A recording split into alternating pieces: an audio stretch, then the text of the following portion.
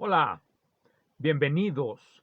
Seguramente muchos de los estudiantes, personas que ven este programa, este canal, si ven este canal es porque de algún modo encuentran en la matemática y en la filosofía de la ciencia algún tipo de solaz. En esta ocasión quiero ir a unas ecuaciones que seguramente han encontrado todos los que han visto libros de dinámica, como los que estilan a leer los físicos más que los ingenieros, aunque hay algunos libros para ingeniería que contienen las ecuaciones diferenciales canónicas de Hamilton. Hay que recordar que las ecuaciones hamiltonianas tienen el nombre o se les pone el epíteto de canónicas cuando a la estructura simpléctica de la que derivan se le da precisamente una forma canónica en el sentido de formas canónicas del álgebra lineal. En esta ocasión quiero hablar sobre estas ecuaciones que muchos seguramente han encontrado y a las que a veces se les nimba de una manera muy extraña. ¿Qué significan las ecuaciones canónicas? Esa forma particular que tienen, esa sintaxis que se ve ante nuestros ojos, ¿qué significado profundo puede tener? Bueno, aquí quiero hablar de dos libros en esta ocasión, uno de Poincaré y algún artículo de George David Birkhoff.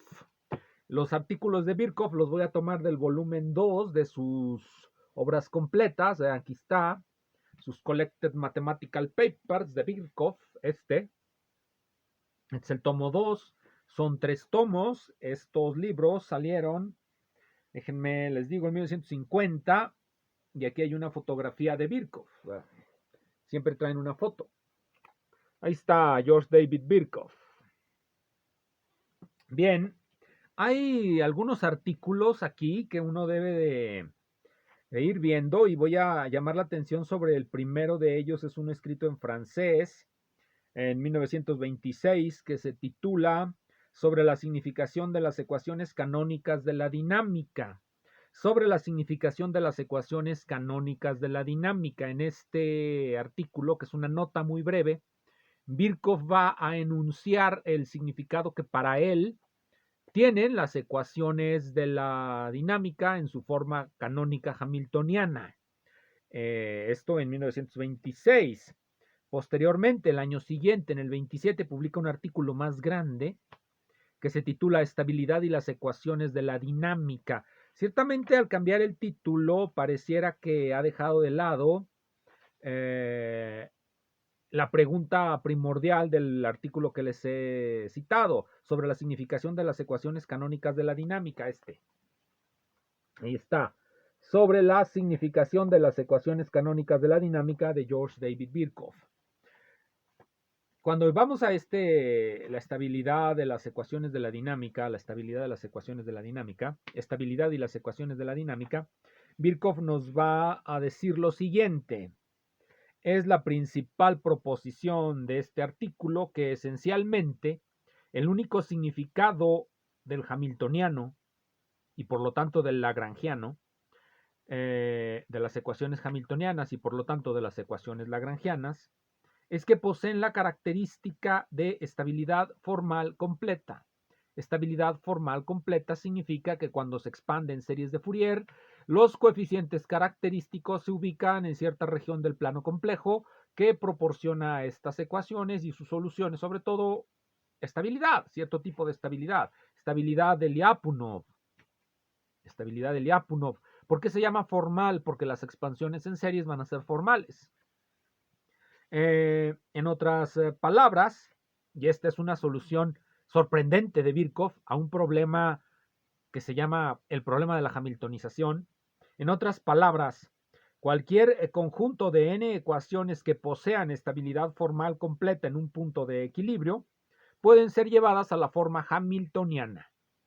Es decir, esta característica de estabilidad formal completa vale en los dos sentidos. Es un teorema que se enuncia con condiciones necesarias y suficientes. Por lo tanto, si esas condiciones se dan, el sistema es hamiltoniano. Y si el sistema es hamiltoniano, tiene esta propiedad de estabilidad formal completa. Eso es lo que nos va a decir George David Birkhoff respecto a las ecuaciones hamiltonianas.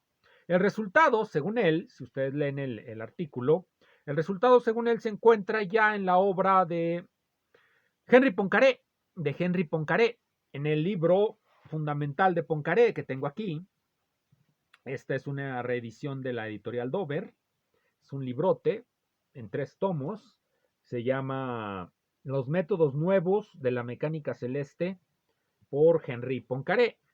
Los métodos nuevos de la mecánica celeste de Henri Poincaré.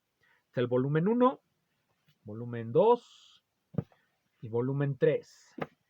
Los volúmenes tratan diferentes temas. El volumen 1 es prácticamente un volumen introductorio, donde nos va a hablar precisamente de las propiedades de las ecuaciones canónicas. ¿Por qué trata las ecuaciones canónicas Poincaré? Porque resulta que la mecánica celeste se trabaja desde el punto de vista hamiltoniano. Y el volumen 1 de los métodos nuevos de la mecánica celeste es una reiteración, en este caso a un nuevo nivel de abstracción, de trabajos como el de Tisserand en su Tratado de Mecánica Celeste, en 3 tomos también. El Tratado de Mecánica Celeste de Tisserand va a tratar los temas típicos del siglo XIX, por ejemplo, el tomo 2 de Tisserand, que ya he presentado en esta serie de videos. El tomo 2 de Tisserand trata del problema de la figura de los cuerpos celestes. No vamos a encontrar el problema de la figura de los cuerpos celestes en la obra de Poincaré. ¿Por qué? Porque precisamente quiere hacerle justicia a su título, Nuevos Métodos. Y los métodos con los que se trabajaba ese problema ya eran muy añejos para cuando Poincaré trata de sintetizar todo lo que es el trabajo matemático de la mecánica celeste de fines del siglo XIX. Entonces no vamos a encontrar ese problema, el problema de la figura de los cuerpos celestes. Para eso podemos ir a Tisserand o Delaunay, cualquiera de esos dos nos da, o Apple, el volumen 3 de Apple, del Tratado de Mecánica de Apple, trae una larga discusión sobre la figura de los cuerpos celestes. Por recordar simplemente los más interesantes del siglo XIX, Apple, Delaunay y Tisserand. Entonces el volumen 1 va a ser una suerte de introducción a todo el conjunto de la obra titulada Los métodos nuevos de la mecánica celeste. Nos va a presentar la teoría de Jacobi de la mecánica. Eso es lo que va a darle a la mecánica celeste su nivel avanzado. La teoría de la mecánica de Jacobi es una teoría bastante abstracta, como lo saben todos los que han llevado esos cursos de mecánica. A final de cuentas, nos da la idea fundamental del método de Jacobi, desarrollado antes de la teoría de grupos, es que realmente las ecuaciones diferenciales lo que generan es algo que se denomina un flujo. Nosotros podemos en cualquier momento tomar un conjunto de condiciones iniciales transversales para recordar simplemente cómo se deben de tomar. Tomamos un conjunto, imagínense una recta aquí, una recta, y de cada punto de la recta van a emanar las soluciones de la ecuación diferencial. Esa recta es la recta transversal de condiciones iniciales. Y todas las líneas que emanan van a generar una superficie. Esa superficie, bueno, a eso le llamamos un flujo dos-dimensional. Un flujo, pues. Eso es lo que generan las soluciones de las ecuaciones diferenciales. Y esto está implícito en la teoría de Jacobi de la resolución de las ecuaciones de la mecánica, las ecuaciones en su forma canónica. En su forma canónica tienen otra particularidad las ecuaciones de Hamilton. Sus soluciones no se entrecruzan entre sí, no se entrecruzan. Cuando utilizamos las formas lagrangianas, por ejemplo, las soluciones tienen un cruce en ocasiones. Entonces es más complicado utilizar los conceptos probabilísticos en el formalismo lagrangiano que en el formalismo hamiltoniano, que parece estar hecho para ello. Recuerdo, sin embargo, un artículo en donde se argumentaba que la figura física del universo más bien es lagrangiana antes que hamiltoniana y que esa utilidad de las ecuaciones de Hamilton las vuelve mucho más abstractas de cómo es el mundo en realidad. Pero bueno, eso es de lo que trata el volumen 1 y también trae la introducción a los métodos de series, las famosas series, que son lo que va a llevar a Birkhoff a caracterizar los sistemas hamiltonianos de la manera en cómo lo hace, como ya se los comenté.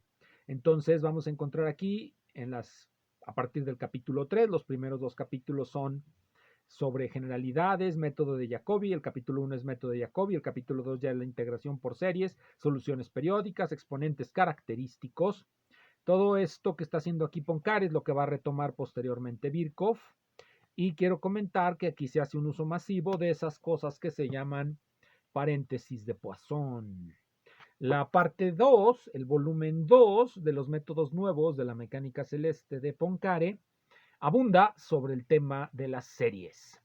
Y aquí vamos a encontrar unas nuevas metodologías, bueno, nuevas a ese momento, y nuevas también en los 70s, porque en los 70 se redescubren con todo eso, en los años 1970 del siglo XX, se redescubren los métodos de Poincaré, porque empieza a quererse resolver ecuaciones no lineales. La aproximación lineal parece que ya no da, los problemas no quieren ceder ante esa aproximación o son muy malos, entonces hay que ir a órdenes superiores, es decir, encontrar soluciones para ecuaciones diferenciales no lineales. Y por eso revive Poincaré. El cálculo formal, que es el que va a hablar Birkhoff. ¿Qué es cálculo formal? Se llama cálculo formal porque no suponemos la convergencia de las series. Tenemos unas series, las multiplicamos, las dividimos, las sumamos, pero no investigamos sus propiedades de convergencia, por eso se llama cálculo formal. Podemos estar haciendo los cálculos formalmente, pero quizá las series no tengan convergencia, no tengan un límite. Y ese viejo principio que viene en todos los textos de cálculo de esta época, de la época de este tratado, pues falla cuando introducimos la idea de formalidad. ¿Por qué falla? Porque en los libros de cálculo que les mostré en el video pasado, se utiliza la idea de que las ecuaciones mantienen su forma incluso en el límite. Incluso en el límite, las relaciones entre las variables mantienen su forma incluso en el límite. Pero esto no es así. Esto no es así. Entonces, por eso se introduce la idea de formalidad o de cálculo formal. Las series no necesariamente convergen, pero de todos modos podemos usarlas y luego vemos qué hacemos con ellas. Es lo que vienen a ser las series asintóticas. Luego trata de los métodos de Newcomb y Lindstedt, que estos van a aparecer en una u otra forma en los tratados de caos, que hoy día son muy comunes. Lichtenberg y Lieberman es uno de esos tratados. Aplicación al problema de los tres cuerpos, porque es un libro sobre mecánica celeste. Otros procedimientos de cálculo directo, las ecuaciones no lineales, por eso es importante este libro, por los métodos que introduce, el método de Bolan, y tan, se acaba. Bien, pero el más importante de todos estos libros es el volumen 3, porque incluye dos temas que son muy importantes para el desarrollo de la mecánica en el siglo XX. En el siglo XX, el desarrollo de la mecánica y sobre todo a finales del siglo XX, la teoría de los invariantes integrales de Poincaré, el teorema de la recurrencia de Poincaré, resultado generalmente de la existencia de los invariantes integrales, en este caso del último invariante integral. Los invariantes integrales están relacionados a la teoría de la recurrencia. Y el otro tema es la mecánica estadística. Para Poincaré, la mecánica celeste se puede llevar a una forma estadística. Y eso es lo interesante, esas son las ideas fuerza que van a vertebrar, por utilizar eso, esas vienen a ser la columna vertebral de todo el desarrollo. Tenemos la columna vertebral sobre estas ideas, los invariantes integrales y la teoría de los invariantes integrales como columna vertebral, junto con la teoría de la recurrencia, junto con las ideas sobre mecánica estadística y la idea del flujo. Ya hablé del flujo. Esa es la gran idea que va a introducir Poincaré en este librote, el último de la serie, el volumen 3 de los métodos nuevos de la mecánica celeste. De hecho, en el capítulo 26, página 142 de esta edición, de la edición Dover, nada más que no les he dicho qué fecha tiene, la edición Dover es de 1957, los volúmenes originalmente se publicaron en 1892, 93 y 99. Este libro está cumpliendo de haber aparecido 124 años, el libro de Poincaré, y todavía es radicalmente nuevo. En la página que les digo, capítulo 26, a parágrafo titulado Movimiento de un líquido, es donde nos va a esbozar o nos va a dar la demostración del teorema de recurrencia de Poincaré.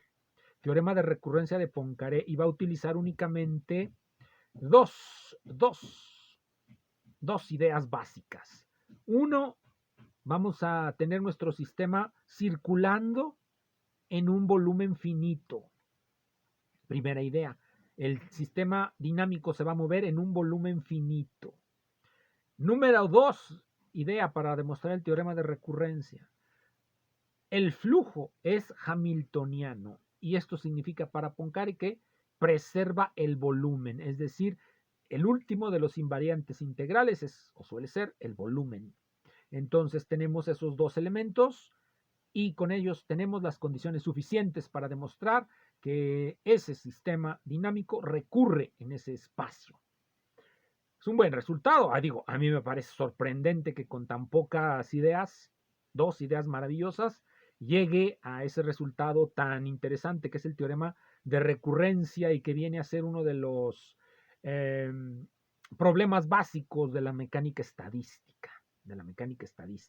Aquí lo demuestra con su analogía con un fluido. Y luego va a pasar a demostrarlo con menos restricciones.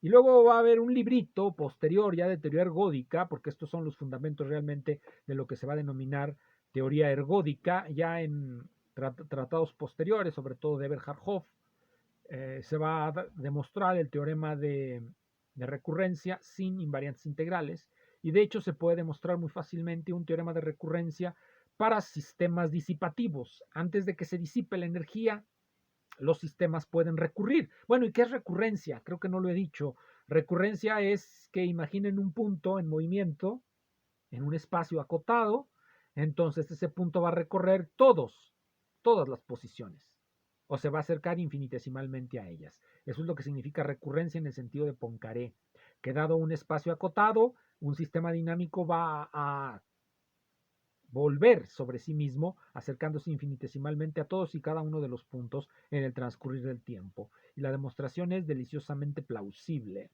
Hay unas demostraciones que de tan complicadas no son tan plausibles, pero esta sí lo es. Luego aplica todos estos resultados al problema de los tres cuerpos y lo aplica utilizando ese famoso concepto de estabilidad de Poisson, que es una forma de hablar de recurrencia. Muchas gracias. Los esperamos en la siguiente.